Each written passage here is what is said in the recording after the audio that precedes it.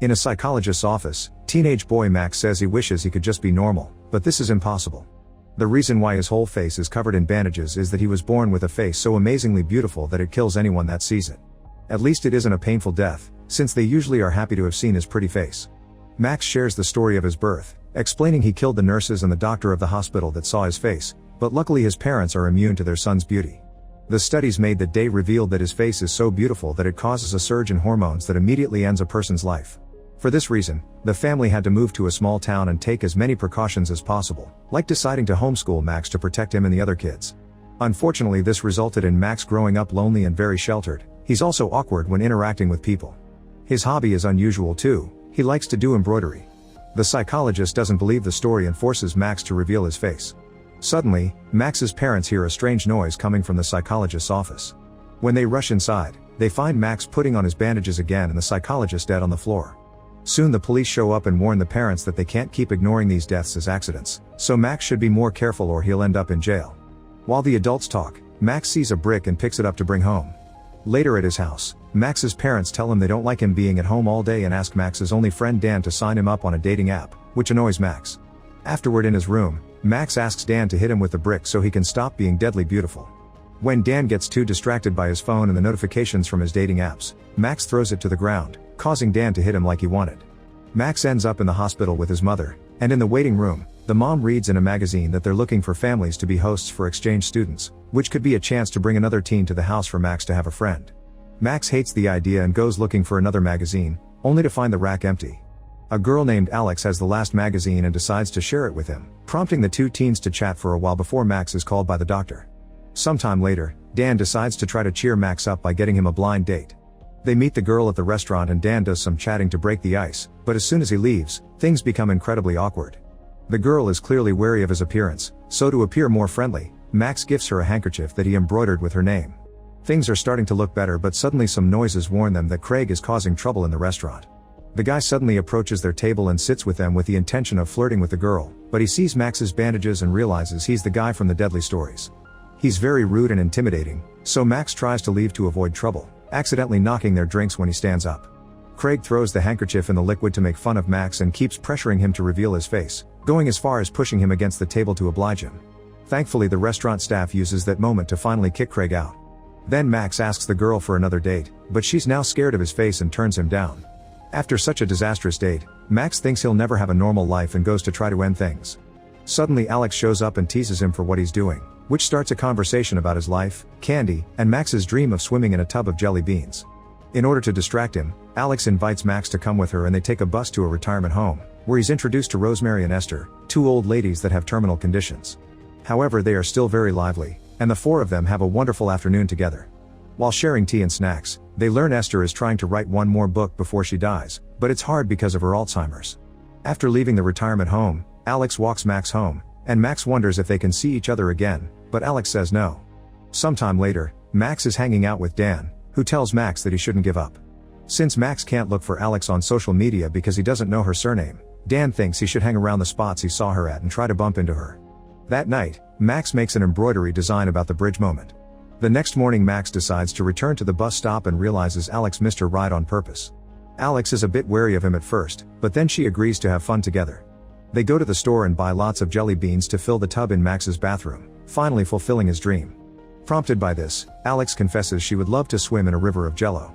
While enjoying the candy bath, Max finally lets her know about his deadly face, but Alex already suspected he was the guy from the stories. In return, Alex explains she has a rare cardiovascular disease that makes her allergic to endorphins. Excitement causes inflammation, and that causes her heart to grow.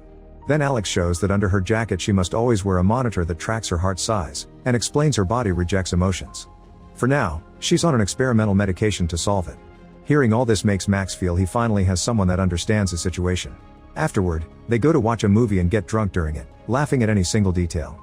Then they go to Max's home and Alex gets to admire his embroidery, which makes her ask him to make a design of her someday. Suddenly Alex comes too close to him and takes off his sunglasses, which scares Max for a second.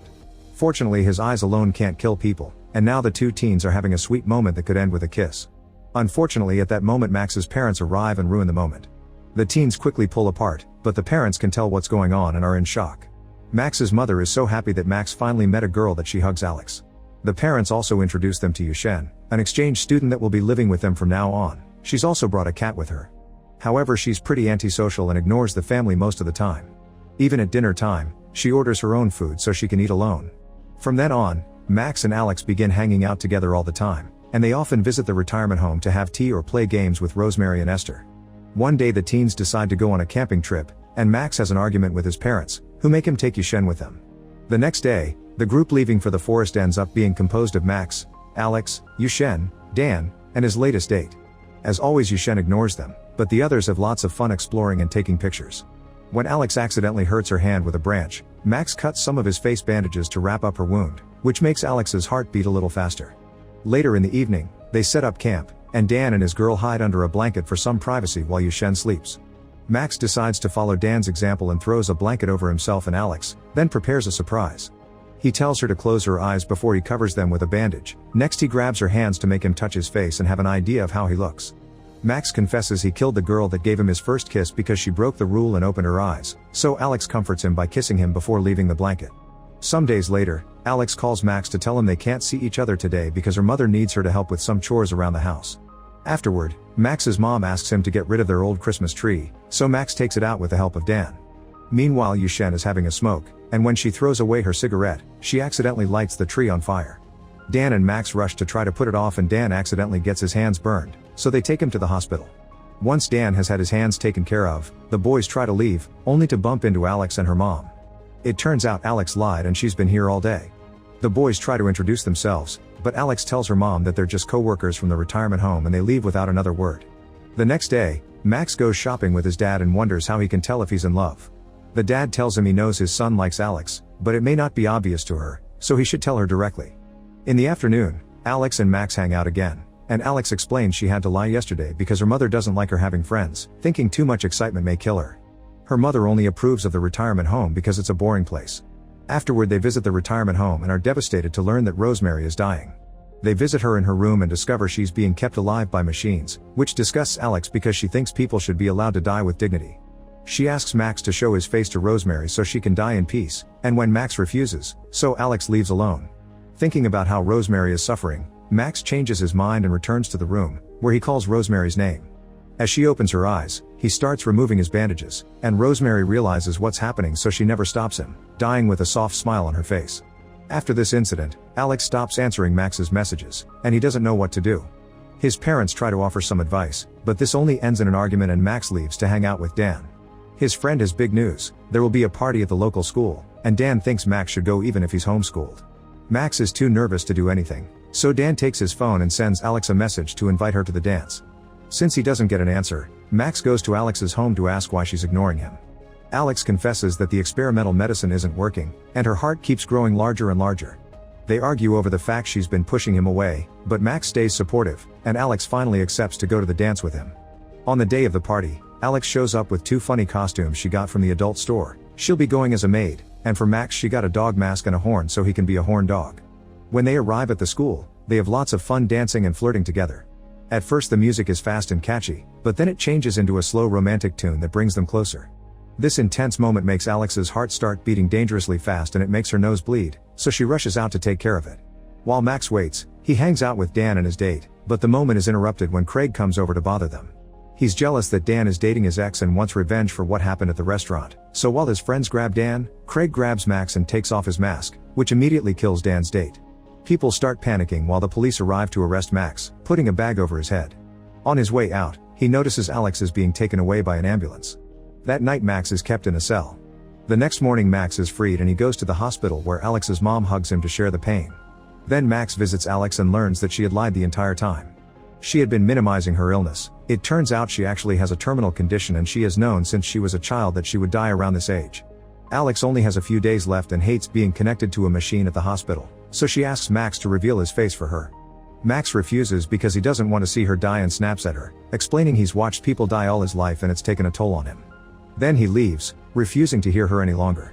When Max gets home, he feels so upset that he uses the brick to get plastic surgery, but his parents immediately come to stop him. They hold him while he has a breakdown, but when the bandages slip down, he accidentally kills Yushen's cat. In the following days, Max ignores all of Alex's messages. Sometime later, Max joins Dan to pay their respects for the dead girl. Dan is grieving, yet he still takes a moment to scold Max for ignoring Alex, making him see that he'll miss the chance to say goodbye. The next day Max visits Alex at the hospital and covers the wall with his embroidery as a way to apologize. He also shows her he made a design of her. Alex's condition is getting worse, so Max lies down next to Alex and removes his bandages. Then they close their eyes as they share a kiss, expecting the worst to happen. When Max opens his eyes, he's shocked to see Alex is still alive. However, she's so incredibly happy about finally seeing the real Max that her heart can't take it and she still dies. At least she has a smile on her face as she remembers all the time she spent with Max. Later, Max attends Alex's funeral, feeling completely devastated by the loss of the only girl that ever cared for him. Afterward he goes to the bridge, bringing an envelope with Alex's name on it. Inside the envelope he puts Jello powder, then he throws it into the river so Alex's dream can come true. After Alex's death, Max returns to therapy and begins honoring the things Alex has taught him. He continues to visit the retirement home to keep Esther company, and the police free him and Craig of all charges because the death of the girl was seen as a natural cause. This case becomes famous though, and Max begins getting lots of letters from dying people asking for his help. Max begins understanding that death sometimes is necessary, and he begins visiting the people that write him in order to help them reach peace with a painless death. Max also discovers that Alex didn't die because true love gave her immunity, which is also the reason why his parents never died either.